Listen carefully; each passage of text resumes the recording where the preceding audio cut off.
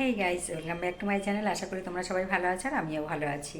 তো চলো, আজকে একটা ছোট্ট ভিডিও তোমাদের সঙ্গে শেয়ার করছি, কারণ আমি এখন ইটিং ভিডিও করতে পারছি না। তার কারণ হচ্ছে আমার কাজের দিদি আসছে না, ওই জন্য আমাকে অনেক কাজ করতে হচ্ছে। তো তারপরে এত কাজ করার পরে আর এনার্জি পাচ্ছি না যে আমি ইটিং ভিডিও করব, তাই জন্য আমি এখন ইটিং ভিডিও দিতে পারছি না। তাই ভাবলাম তোমাদের সঙ্গে একটা ছোট্ট ভিডিও শেয়ার করে দিই।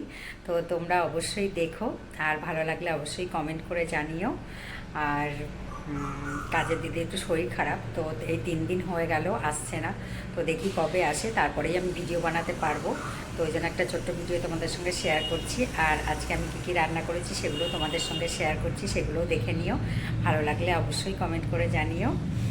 তো চলো, দেখতে থাকো। আজকে দুপুরে আমি কী কী রান্না করছি তোমাদেরকে দেখাই। এই দেখো, এখানে চাল ভেজানো রয়েছে।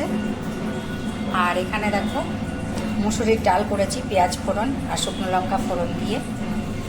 আর এখানে দেখো, ভেন্ডি আলু ভাজা করেছি ডাল দিয়ে খাওয়ার জন্য।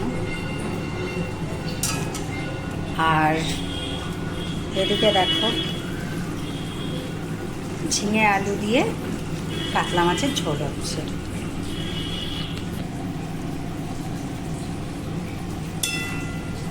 দেখো হয়ে এসছে প্রায়। এটা আমি একটু টমেটো দিয়েছি আর একটু জিরে বাটা দিয়ে করছি।